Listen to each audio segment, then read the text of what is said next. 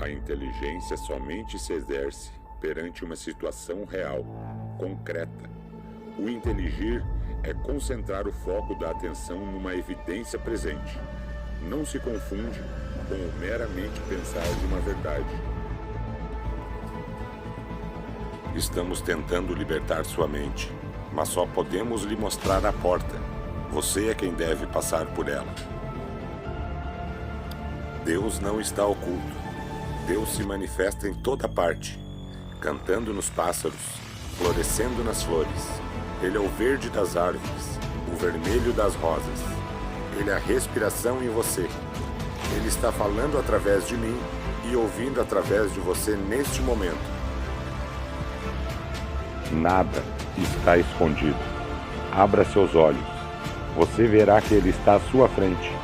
Fique em silêncio e você ouvirá a sua voz, calma e tranquila, dentro de si mesmo. A Escola de Mistérios do Antigo Egito, Parte 2.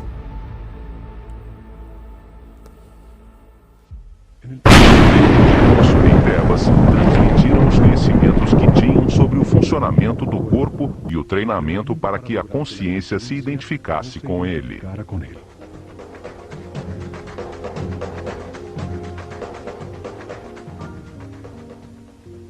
O templo inteiro era como um organismo humano, cada salão representando um órgão com informações nos muros sobre sua função principal, sobre o benefício que o organismo inteiro obtinha ao realizá-la e a sua relação com os outros órgãos.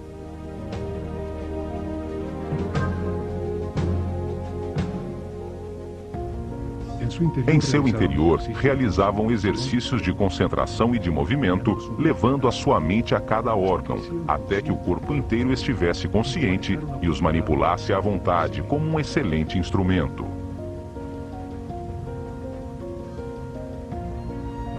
Vários templos, com sacerdotisas de Neftis e Ísis, se dedicavam a transmitir informações e treinamento sobre as percepções físicas, as emoções e desejos carnais, sobre a diferença das emoções superiores, a intuição e a inspiração.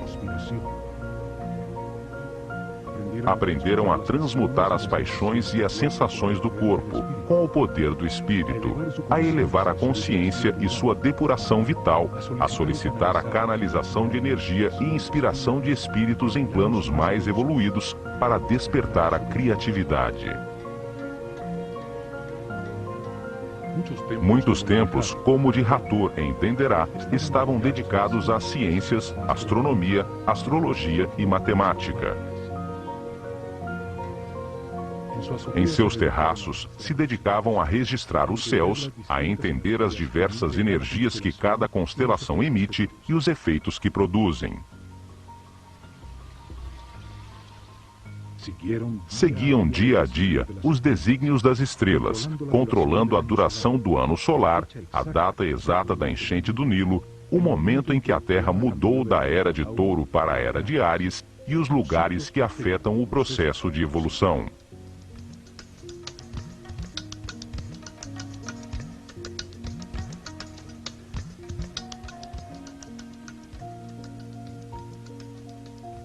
Depois de receberem informações dirigidas à razão e treinamento para controlar sensações, emoções e pensamentos, dedicavam outros 7 anos ao lado direito do cérebro, à inteligência do coração, a encontrar a diferença entre pensar e meditar.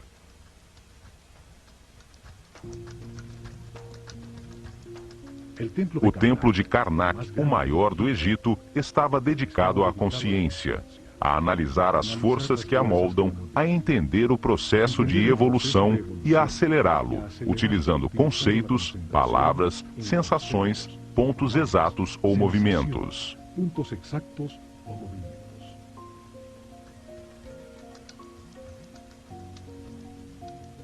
Aprenderam a concentrar-se si mesmos, a diferenciar entre o eu superior e o ego, a identificar-se com um ser ou objeto externo até sentir e transformar-se no que se pensa.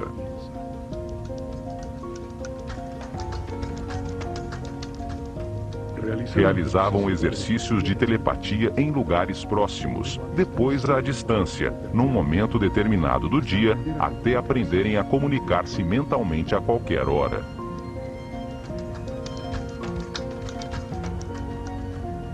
Recebiam informações sobre o tempo e treinamento para vivê-lo como um eterno presente.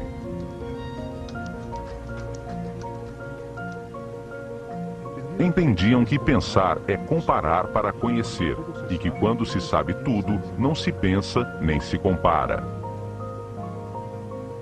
Aprendiam a mudar de estado ou nível vibratório, a manejar as circunstâncias externas, conseguindo o equilíbrio emocional como uma decisão mental interna.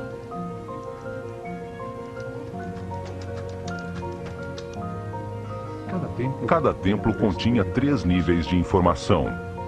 Era uma maneira de revelar informações simultaneamente a homens em diferentes níveis ou estados evolutivos. O primeiro nível transmitia informações básicas dirigidas ao povo. Cada templo contava uma história simples, repleta de símbolos e personagens fantásticos. Um drama sagrado facilmente compreensível. As ideias eram expressadas como mitos em forma de história.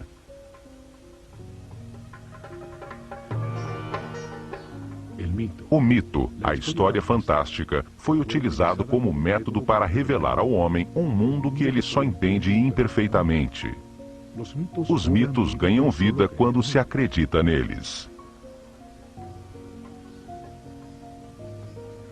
Inventavam personagens com características simbólicas, com formas que trazem à mente sua função e atividade principal, que participavam de histórias simples e parábolas que contam verdades sobre a natureza humana sem a aridez e a abstração da filosofia ou da metafísica. O povo recebeu a informação sobre cada tema sagrado ao conhecer a história central de cada templo, ao conhecer as fraquezas e forças de cada personagem, as circunstâncias que atravessam e a maneira como os resolvem.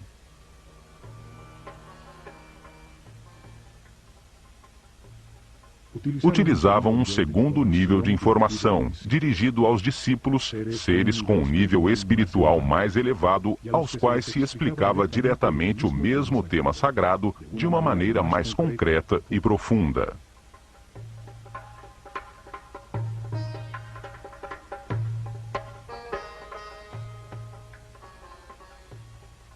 Para isso, utilizavam as cenas descritivas do mito, talhadas nos muros do templo. Explicavam cada personagem, o que simboliza no universo, a parte do processo de aperfeiçoamento que representava, o porquê da sua forma, comportamento e sua função principal.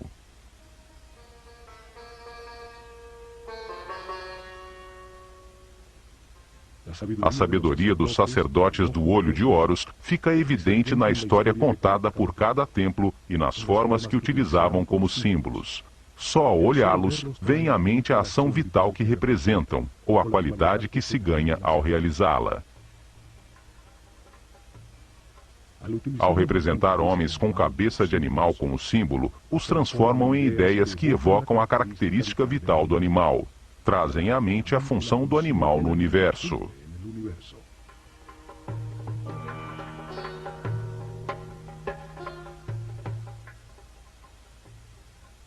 Um homem com cabeça de chacal adquire as suas características, seu instinto de orientação no deserto. Seguindo as suas pegadas, chega-se sempre a terras cultivadas. É, portanto, um excelente guia. Cada símbolo evoca uma simbologia. A forma simples de um pássaro evoca na mente o voo, a liberdade. Um disco solar sobre a cabeça de um homem fala da sua iluminação, da sabedoria que irradia, da informação que tem, do nível da sua consciência.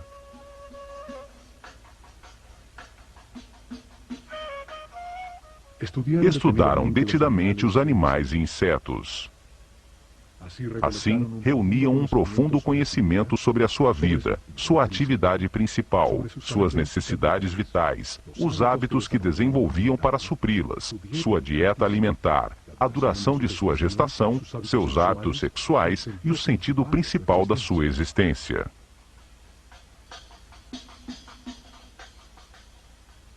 Escolheram os animais mais idôneos para representar uma ação vital e o que acontece no universo quando se executa. O processo da lagarta que se arrasta e tece para depois transformar-se em borboleta.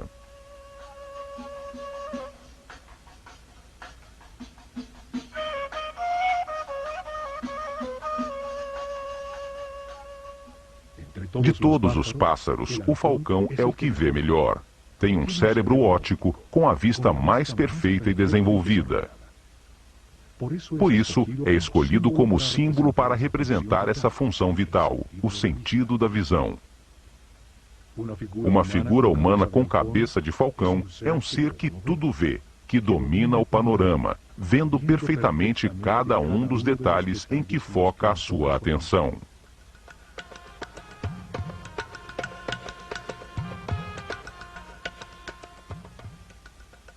Estas figuras chamadas deuses ou néters pelos egiptólogos que acreditam que o Egito era politeísta e que adorava os animais, representam apenas uma ação vital, um comportamento que transforma e aperfeiçoa. Cada ação importante da vida tem um símbolo que a representa, comunica a transformação que acontece na essência do indivíduo que a executa, o que obtém dela. Um par de braços indica a adoração, um par de pernas a ação de andar, uma boca a ação de falar.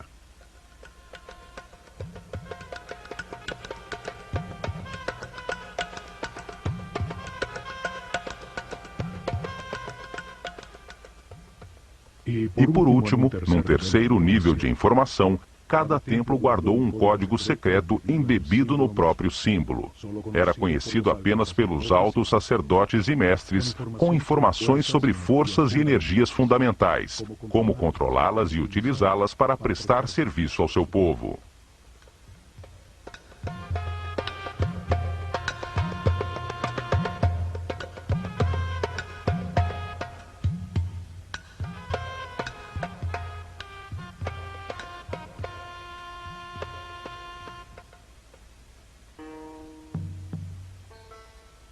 Em templos como o de Horus, em Edfu, o sumo sacerdote levou seus discípulos mais evoluídos a deslocar sua consciência no tempo, abrindo o inconsciente para reviver e compreender as vidas passadas em seu processo de reencarnação.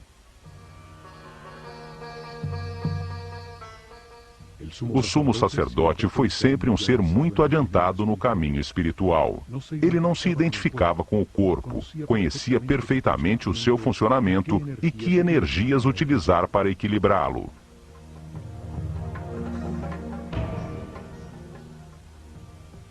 Controlava do centro nervoso no alto da cabeça o mais alto nível de energia vital.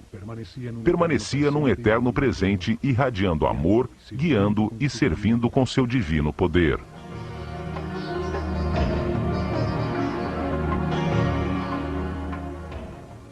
A matéria apenas recebe, se contrai. Dar é irradiar. Esta é uma característica vibratória do espírito. Os seres de cada nível recebem e transmitem aos níveis inferiores. Em seus salões, entenderam que a realidade se compõe de 7 níveis de energia vibratória, 7 correntes energéticas com 7 diferentes níveis de poder ou força.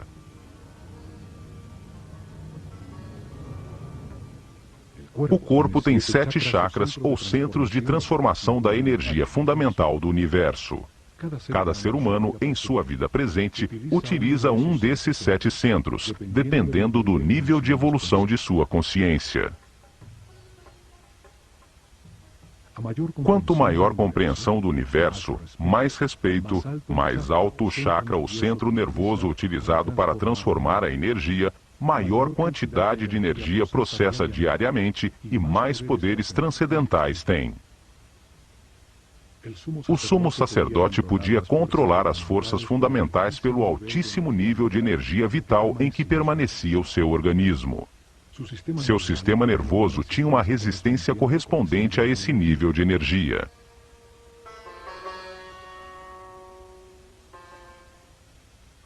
Assim, em todos os templos do Egito, os iniciados receberam informação e treinamento, aumentaram paulatinamente seu nível de energia vital e, de maneira correspondente, o nível de resistência dos nervos de seu corpo.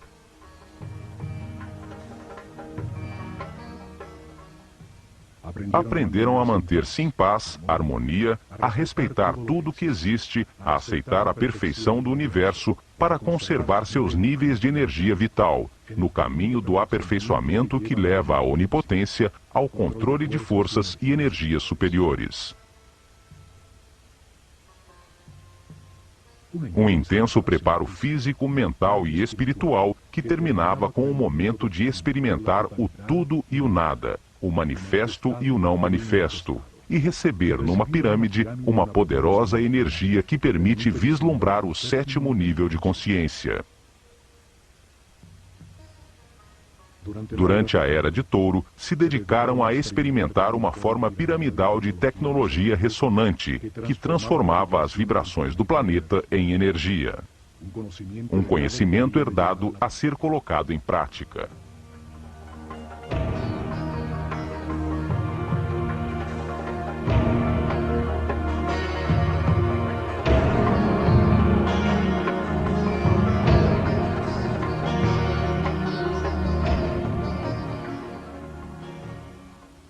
Colocaram maciças formas piramidais de milhões de toneladas em pontos nevrálgicos sobre a malha eletromagnética do planeta. A massa piramidal, que continha milhões de partículas de quartzo, vibrava com a Terra, produzindo energia pela fricção de suas moléculas, num fenômeno que hoje chamamos de peso elétrico.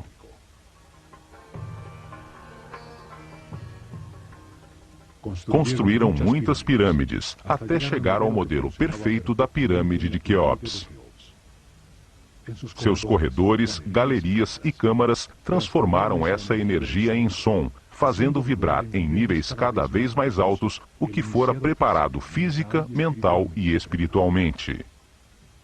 Esta força impulsionava a mente do homem a perceber outras dimensões, chegando a outros estados especiais de consciência. Com esta ajuda externa, os iniciados vislumbravam o sétimo nível de consciência. Retornavam relembrando o êxtase obtido, as verdades verificadas, para transmiti-las a seus companheiros com palavras e ações.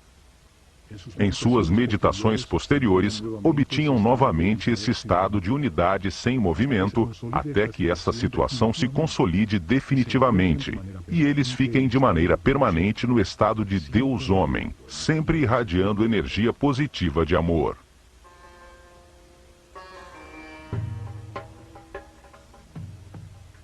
O conhecimento sobre as formas puras do universo, os blocos básicos com os que se organiza a energia e a matéria, foram fundamentais para o desenvolvimento da civilização egípcia. Hoje chamamos essas formas puras de sólidos platônicos. 5 polígonos com seus lados e ângulos iguais, baseados em triângulos equiláteros, a forma divina, sem tensões. Utilizando essas formas, puderam produzir efeitos de ressonância e concentração energética para elevar a percepção da consciência, para conseguir efeitos de supercondutividade com os quais se anula a força da gravidade. Hoje se descobriu que o planeta tem pontos nevrálgicos, chamados nodos diamagnéticos, onde se pode controlar a força de gravidade do planeta e produzir fenômenos de supercondutividade. A supercondutividade permite amplificar ou diminuir a força da gravidade. Ao aumentar o peso das pedras, se enterrava conhecimento, sem que fosse necessário escavar. Ao diminuí-lo, tornaram as pedras leves para empurrá-las e movê-las facilmente, desde pedreiras longínquas. Na ilha de Sehel foram encontrados hieroglifos com fórmulas e ingredientes para produzir uma espécie de concreto que parece rocha. Cientistas franceses os decifraram parcialmente. Suas experiências confirmam que se trata de polímeros, que ao solidificar-se produzem uma espécie de pedra. Isso explica a facilidade para fazer juntas tão exatas entre as pedras dos seus tempos, conseguindo usar os blocos já fundidos como forma para os novos.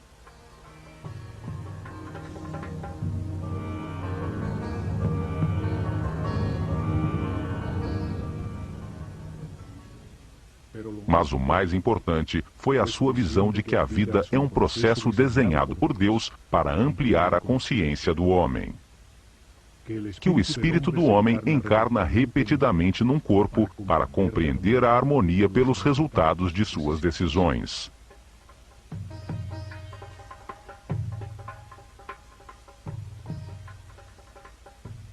Ao viver muitas vidas com experiências opostas, de angústia e de paz, de depressão e de felicidade, de riqueza e de pobreza, de saúde e de doença, compreende a razão da sua existência e acaba com as limitações materiais, transformando-se num super-homem imortal.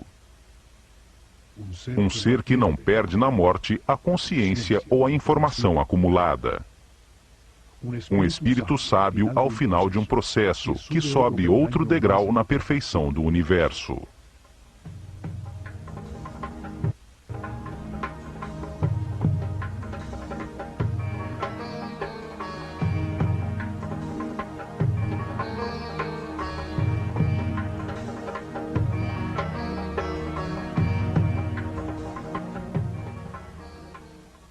O homem reencarna muitas vezes. No princípio, a sua animalidade é dominante. A intolerância e a agressão determinam uma vida de sofrimento.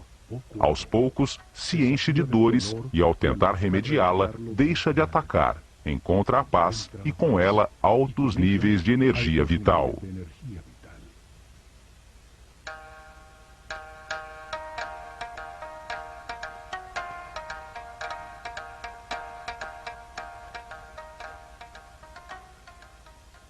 Com a informação do processo de aperfeiçoamento e das leis que o regulam, os egípcios melhoraram de vida. Aceitaram os momentos difíceis como parte do seu caminho de aprendizado, permanecendo assim, em paz e harmonia.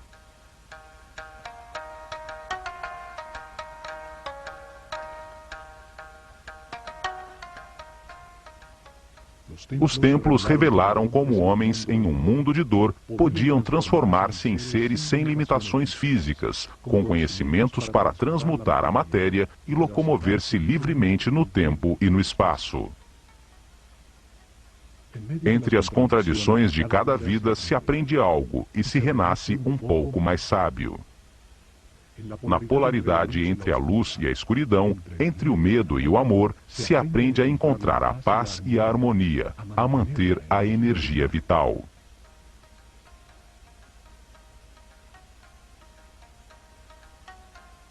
Ao sentir na pele os tormentos e a angústia que produzem a ira, o ódio, o rancor ou a vingança, se compreende o valor da harmonia. Ao compreender que cada decisão produz paz ou sofrimento, pode-se passar do inferno da vida ao céu da mesma. O povo entendeu que todas as ações da vida diária, pescar, semear, colher, são uma maneira de aproximar-se de Deus, de se aperfeiçoar a cada dia. Construíram uma comunidade em paz e uma tal felicidade que, quando o historiador grego Heródoto visitou o Egito no ano 500 a.C., não pôde deixar de afirmar: de todas as nações da terra, os egípcios são os mais felizes, sãos e religiosos.